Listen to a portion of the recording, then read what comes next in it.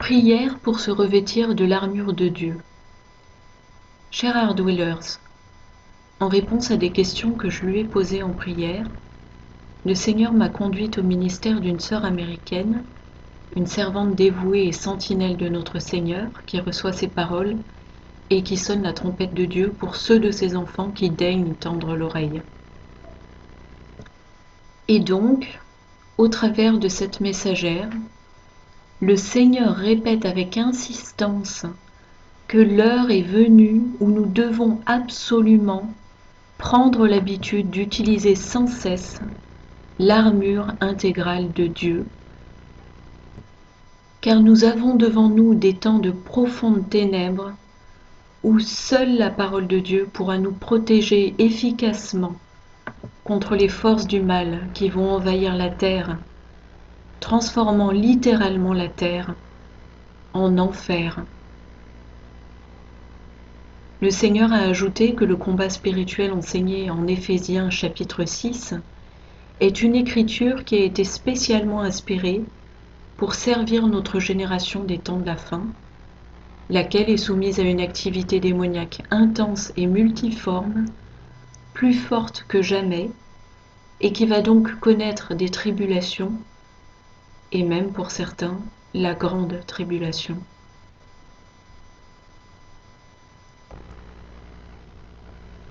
Le Seigneur nous a enseigné que sa parole est vivante et qu'elle possède sa propre onction.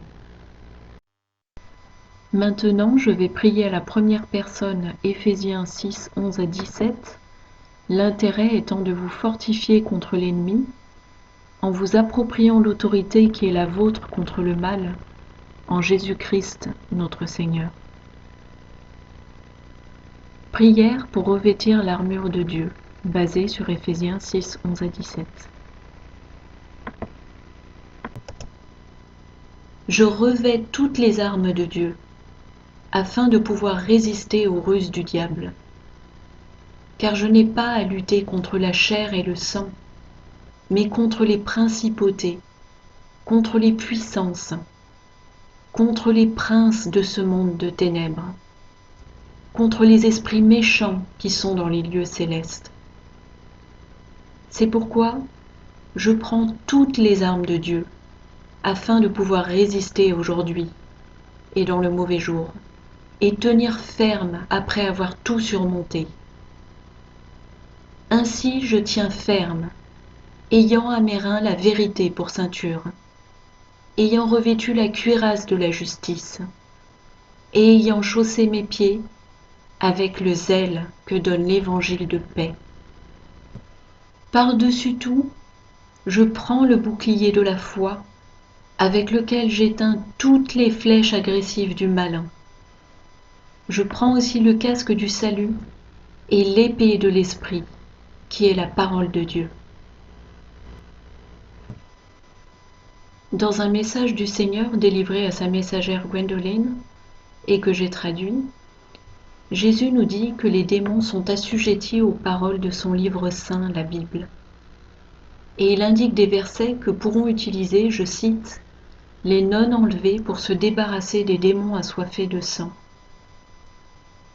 Dites-vous bien que si ces versets sont assez puissants pour vous protéger des aliens démons et des reptiliens dont parle le Seigneur, ils le sont a fortiori aussi dès aujourd'hui pour les démons moins puissants en tout genre, dont nous faisons les frais, et notamment les hordes de petits démons qui nous harcèlent quotidiennement, ceux dont Jésus disait à Sœur Claire qu'ils sont sur une courte laisse. Priez-les à haute voix et avec autorité. Répétez-les 3 fois pour augmenter la conviction et la détermination que vous y mettez, gage d'efficacité. Ces quelques versets réunis constituent une prière puissante, surtout si vous les répétez 3 fois pour augmenter votre conviction et autorité, et vous devriez ainsi les connaître par cœur dans les semaines ou mois qui viennent, de façon à ce que vous puissiez les avoir à l'esprit à tout moment et en toutes circonstances.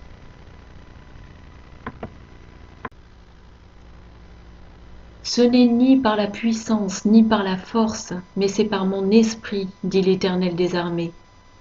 Un jour, tout genou pliera et toute langue confessera que Jésus est le Seigneur de tous.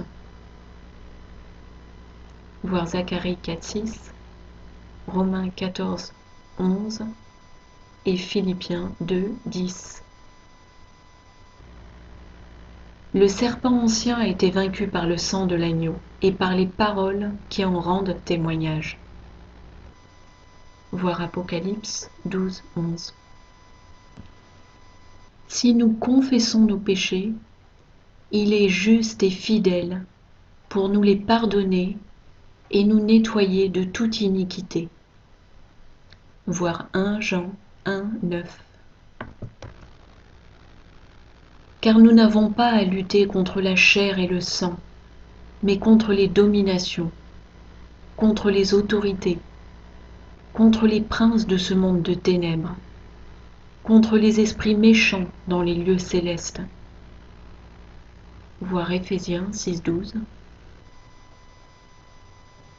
J'ai revêtu la complète armure de Dieu, pour pouvoir résister contre toute chose diabolique aujourd'hui.